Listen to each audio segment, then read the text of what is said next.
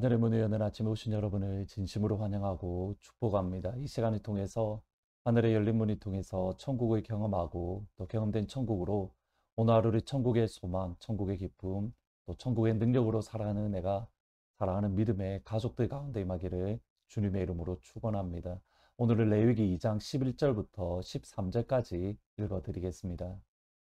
너희가 여호와께 드리는 모든 소제물에는 누룩을 넣지 말지니 너희가 누룩이나 꿀을 여호와께 화제로 드려 사르지 못할지니라. 처음 익은 것으로 그것을 여호와께 드릴지나 향기로운 냄새를 위하여는 제단에 올리지 말지며 내 모든 소제물에 소금을 치라. 내 하나님의 언약의 소금을 내 소제에 빼지 못할지니 내 모든 예물에 소금을 드릴지니라. 성경에 가장 처음 하나님께 예배를 드렸다 또는 제사를 드렸다라는 표현은 아담이 타락한 이후에 그의 두 아들 가인과 아벨에게서 처음 나옵니다. 물론 이 말은 가인과 아벨이 처음 예배를 드렸다 그 뜻은 아닙니다. 아담이 이미 하나님 앞에 예배를 드렸고 또는 하나님의 명령에 의해서 제사를 드렸는데 그것을 그의 두 아들 가인과 아벨이 이어서 하나님께 예배를 드리고 하나님께 제사를 드린 것으로 이해를 하면 됩니다.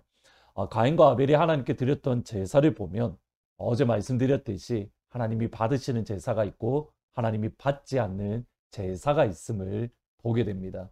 창세기 4장 본문을 보시면 세월이 지난 후에 가인은 땅의 소산으로 제물을 삼아 여호와께 드렸고 아벨은 자기도 양의 첫 새끼와 그 기름으로 드렸더니 여호와께서 아벨과 그의 제물은 받으셨으나 가인과 그의 제물은 받지 않으셨다. 제가 어렸을 때에 부흥회 목사님들이 오시면 종종 하셨던 말씀이 하나님이 가인의 제사를 받지 않은 것은 피의 제물이 아니었다. 피의 제사가 아니었기 때문이다라는 말씀을 종종 하십니다. 최근에는 LA 쪽에 웨스트민스터 세미너리가 있는데 그곳에 마이클 호튼이라는 교수님이라는 분이 역시 비슷하게 피의 제물을 드리지 않았다라는 그러한 의미로 말씀하는 것을 읽었습니다. 하지만 솔직히 그렇게 설득력이 있는 것 같지는 않습니다. 우선은 가인과 아벨이 제사를 드렸던 그 시점을 세월이 지난 후에 이렇게 표현을 합니다. 근데 이 말을 히브리어로 보면 the end of the days, 그날의 마지막 이러한 뜻인데 일반적으로 이것을 그 해의 그 연도의 마지막 the end of the year이라고 해석을 하면 될 것 같습니다. 곧 추수 때가 된 겁니다. 추수 때가 되어서 가인은 땅의 소산으로 아벨은 양의 첫 새끼로 하나님 앞에 제사를 드렸습니다. 이유는 가인은 농사에 지었고 아벨은 양을 치는 목자였기 때문입니다.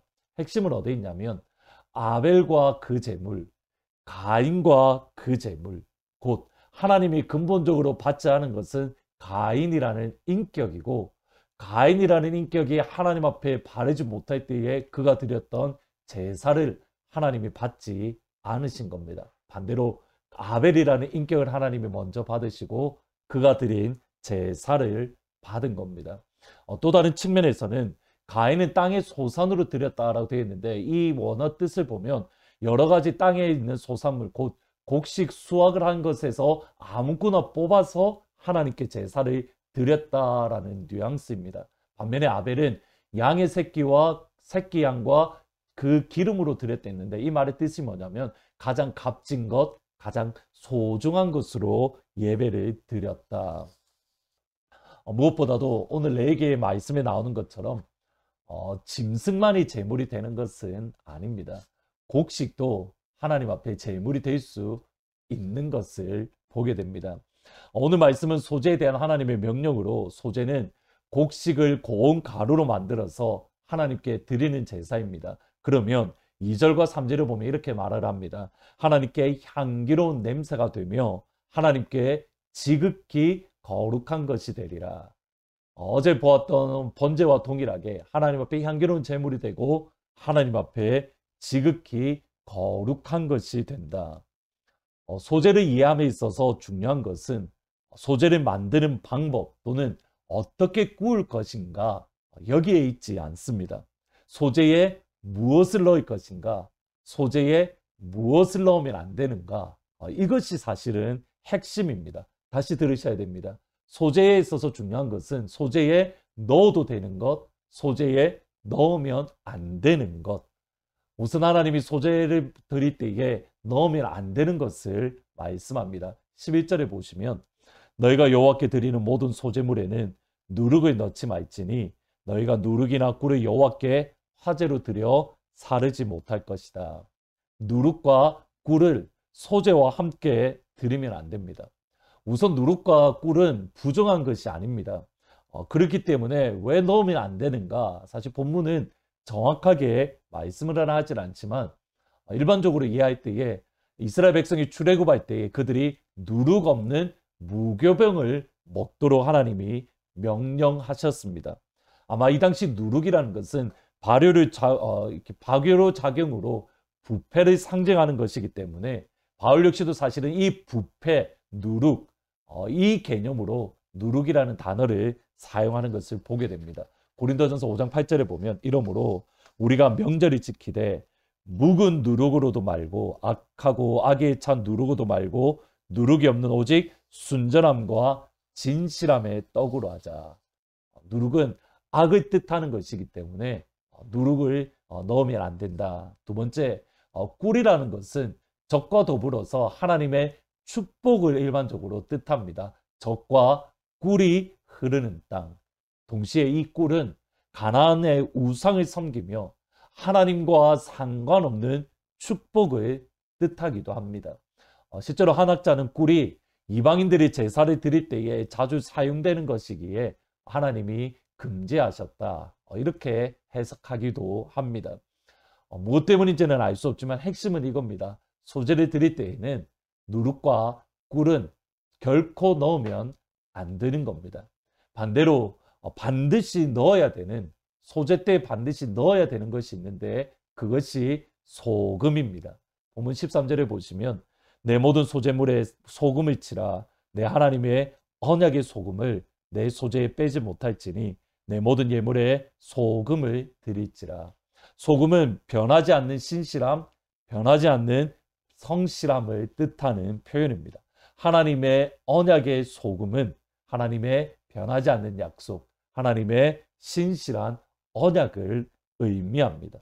하나님의 신실함, 하나님의 변함없으심을 뜻하기도 하지만 동시에 제사 드리는 제사자, 곧 예배자의 변함없음, 예배자의 신실함, 예배자의 성실함을 뜻하기도 하는 겁니다. 여기서 확장되어서 바른 이웃과의 관계, 이웃에게 베푸는 은혜, 이웃에게 베풀어주는 배려, 이 모든 것을 의미합니다. 오늘 저희들이 중요하게 생각하실 것은 이겁니다.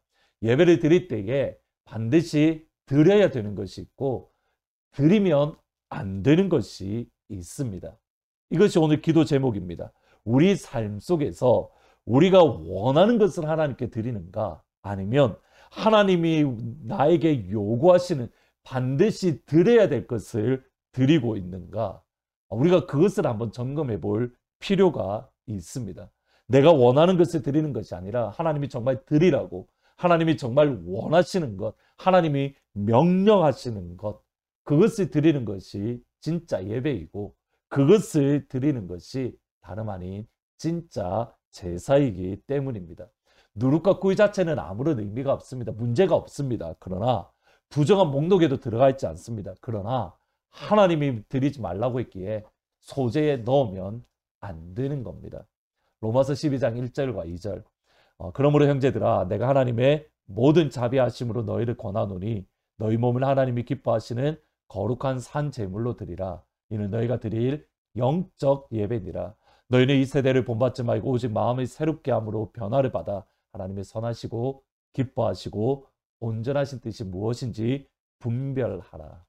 오늘 하루 하나님의 선하시고 기뻐하시고 온전하신 뜻을 분별함으로 하나님이 기뻐하시는 거룩한 산 제물의 영적 예배, 하나님이 기뻐 받으실, 드릴 것을 드리고 드리지 않아야 될 것을 드리지 않으므로 하나님이 기뻐하시는 거룩한 산 제물이 되는 복된 하루가 되시기를 주의 이름으로 축원합니다.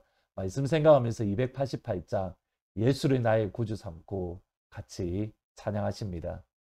예수를 나의 구주 삼고 성령과 피로써 거듭나니 이 세상에서 내 영혼이 하늘의 영광 누리도다. 이것이 나의 간증이요 이것이 나의 찬송일세. 나 사는 동안 끊임없이 구주를 찬송하리로다.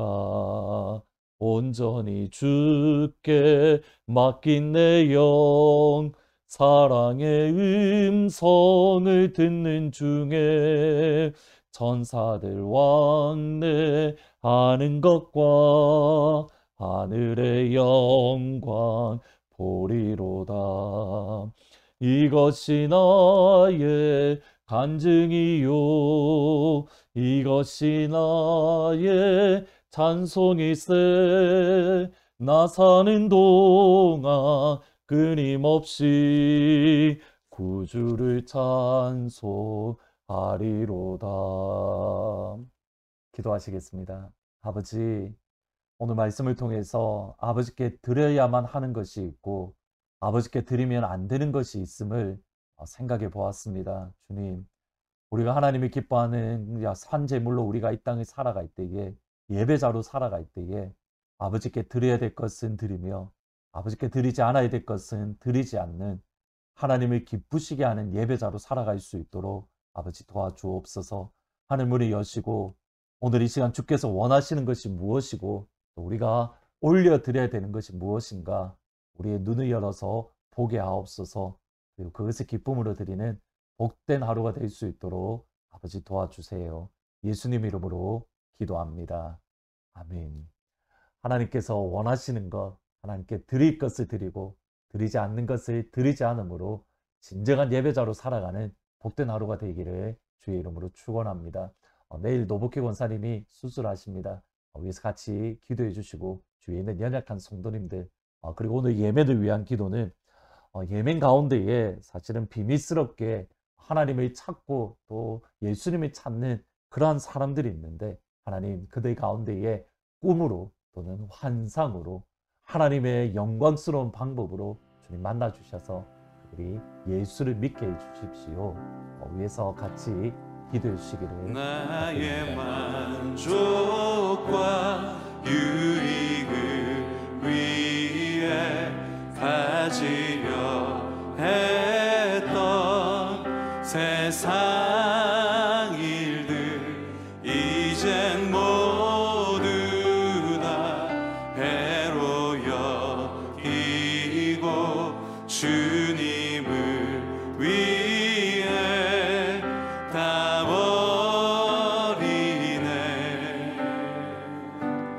내 안에 가장 귀한 것 주님을 알리라. 모든 것 되시며 의와 기쁨 되신 주 사랑합니다.